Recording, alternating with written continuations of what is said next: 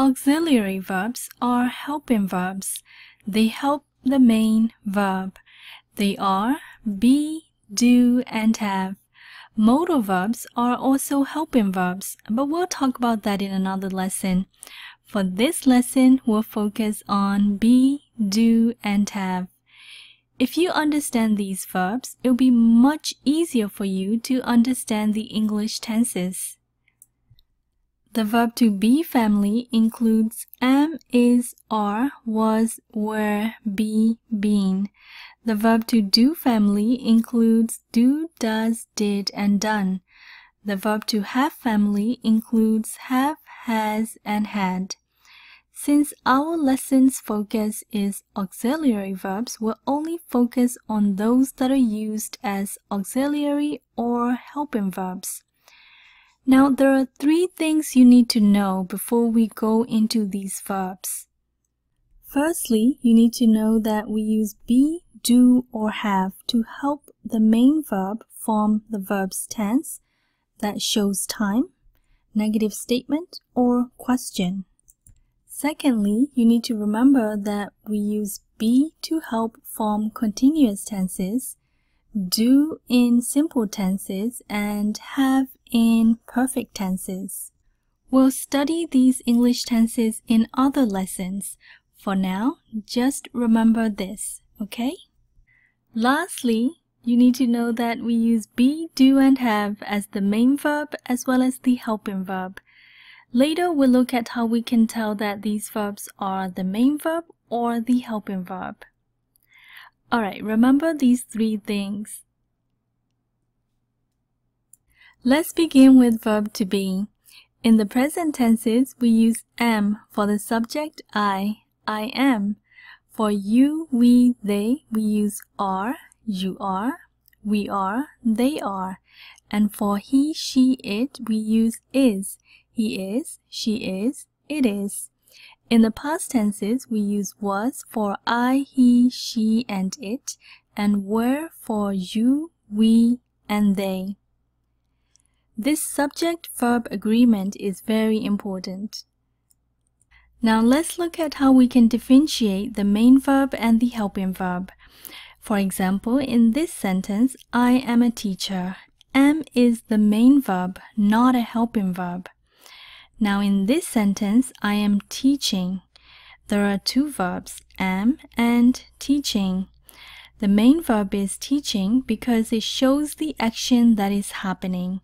The word am is the helping verb that helps show the tense of the sentence. This helping verb am shows that the action is happening in the present time. Notice that we use the verb ing form after the verb to be. To be more clear, let's look at another example. He was at home. There's only one verb in this sentence, was. Was is the main verb in this sentence.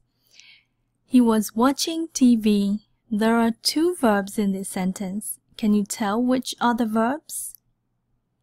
Are you thinking was and watching? Yes, watching is the main verb that shows the action, and was is the helping verb that helps show that the action happened in the past. Other examples are, they are studying now. They were studying yesterday. The verbs am and were help show continuous tenses. They can also help us form negative sentences. They are not studying now. They were not studying yesterday.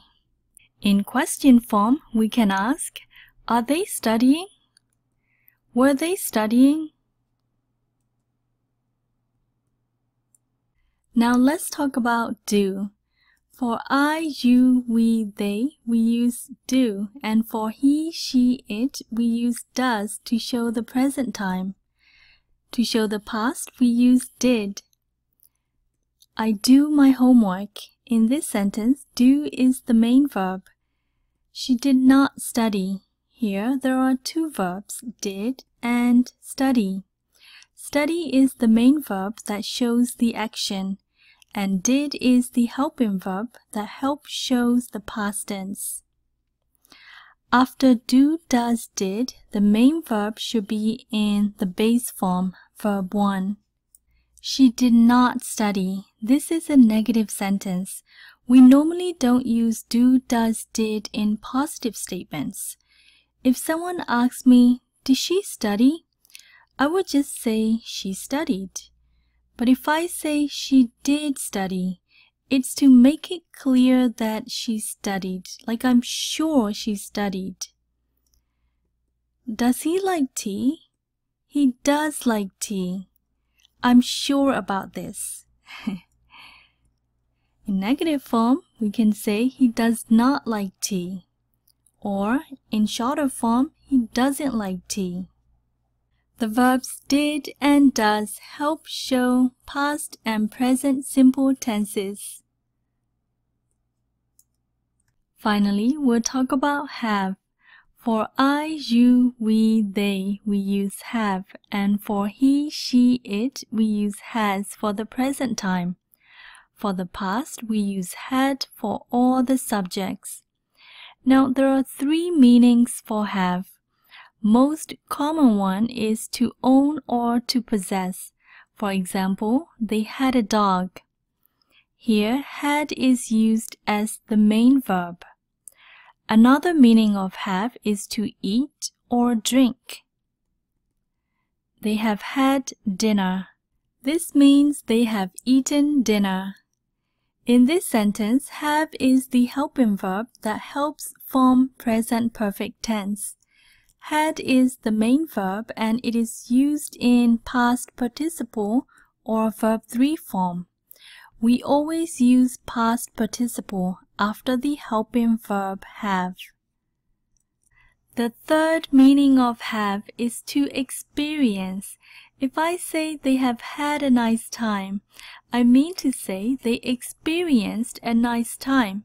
It was a good experience.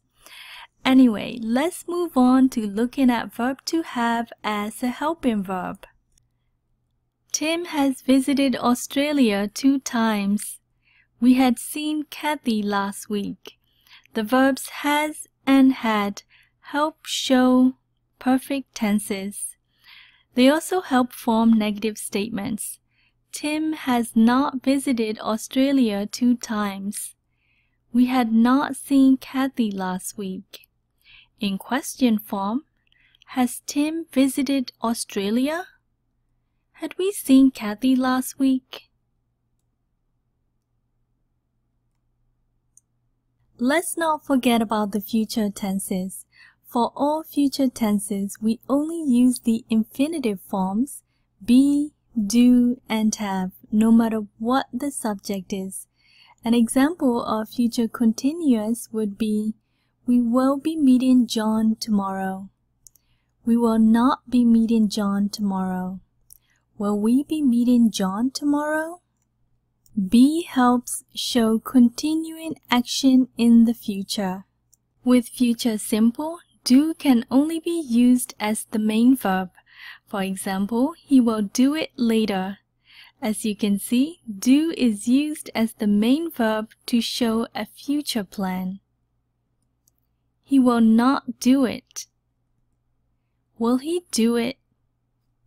Have helps show future perfect tense. They will have arrived by 5 o'clock. This shows a completed action in the future. They will not have arrived by 5 o'clock. Will they have arrived by 5 o'clock? Now let's recap. In this lesson, we talked about how we use be, do, or have to help the main verb form verbs tense, negative statements, and questions. The verbs in verb to be family help form continuous tenses. The main verb after verb to be must be in verb ing form. The verbs in verb to do family help form simple tenses. The main verb after verb to do must be in the base form, verb 1. The verbs in verb to have family help form perfect tenses. the main verb after verb to have must be in past participle or verb 3 form. Lastly, we also talked about how to differentiate the main verb and the helping verb. If you like this lesson, give it a thumbs up, follow Edulistic on Facebook, and subscribe to our channel on YouTube to get the latest lessons. Thank you and happy learning. I'll see you in the next lesson.